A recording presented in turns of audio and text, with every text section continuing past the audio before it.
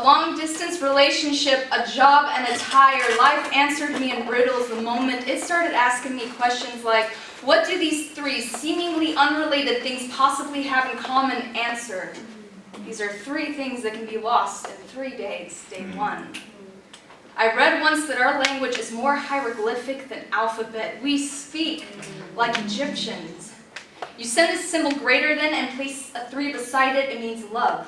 You put a forward slash between them, it means broken. You send a colon with the bracket, depending on the position of the bracket to the colon, you have either said, I am happy, or I am sad. 2 weeks ago, you messaged me in emoticons, the ones where the eyes are replaced by hearts. I always took that to mean that despite the oceans and international flights between us, that you still felt the same way as you did the morning you held my hand as we walked to the airport terminal. As you did on the nights when you Skyped me until 6 in the morning in Germany. I still have all the screenshots for every time you made me laugh or sent me Snapchats where you had traced the image of a heart onto the screen with your fingertip. We spoke in hieroglyphics. You have a new girlfriend now. When I saw the picture of you kissing her on Instagram, I gently shut off my phone and put our story way beside the other ones that sometimes have to be put back. It's something that I have become good at.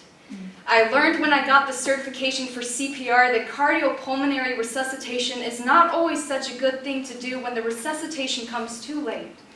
When the brain has been without oxygen for too long, sometimes when you do it, the thing that you are trying to save never fully recovers, and the nerves in the brain, when it wakes up, something will come out of this different. I have performed CPR on too many things to know by now when it is time to stop. Love. I promise I will not try to bring this back. Day two. I had fallen in love with them, the patients. I loved them for the scars on their wrists and for the ways that they cried and for how when one had relapsed and had to come back, she ran through the doors of the facility because she was excited to see me. I put the letter she gave me into the box I keep beneath my bed, the one with the sunflowers printed on the front. It is there to remind me of all the reasons I have to be grateful. Yesterday, I was brought into an office where I was told that I am no longer a fit there. It felt the way that I imagine a feather must feel when all it wants to do is fly, but the bird parts of itself are gone. Later in the day, around 3 o'clock, it was all 100 degrees and sunshine in the middle of a tropical storm. My professor said that in some parts in Huntington Beach it had just started to hail. I ran into my tutor at the crosswalk. As my shoes were filling up with hot water, he said that this is what Cambodia feels like. When he turned to ask me how I was doing, I wanted to tell him that today I am a rainforest in Cambodia. All golden sunlight optimism, but pouring with rain. Day 3. A boy let the air out of my tire for taking the parking spot that he wanted. The sun is going down, and I don't know the first thing about how to change a tire, so I sit in the front seat and cry while I wait for my dad to help me change the spare. It leads me to reflect on how much this car could endure. All the scratches, the dents, the freeway collisions that left it spinning into other lanes, but how now with the loss of air, it can barely move along, and how it is better for itself right now if it just stops, puts on the brakes, pauses, and lets itself be broken, allows itself to be a car that should not move as it waits for the important parts of itself that have been lost to return to it, and how right now I would do well to follow my car's example and stop.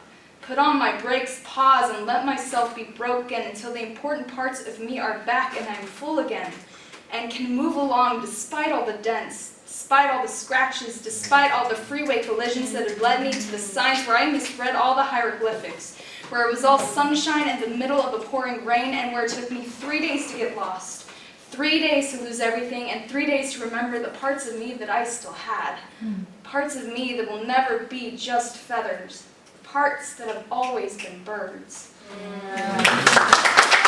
So here it is. When I worked among you, I tried to feed Hippocrates back into you when I'd say, let food be thy medicine, and medicine be thy food. Spaghetti reminds us that sometimes we have a hard start. When we come into our beginnings, we have already been made so much more brittle than the others. So much more easier to crack in between hands, but this world is covered in water. It can make us soft again. You will not always be so easy to break. On the days when you want to hold your body out to your demons like a hard candy that'll one day lick away until it's gone, until there's nothing left. On the days when you would rather be anything but fat, be like avocado, fully aware of its potential to be just that, but unafraid, knowing that it is so much more.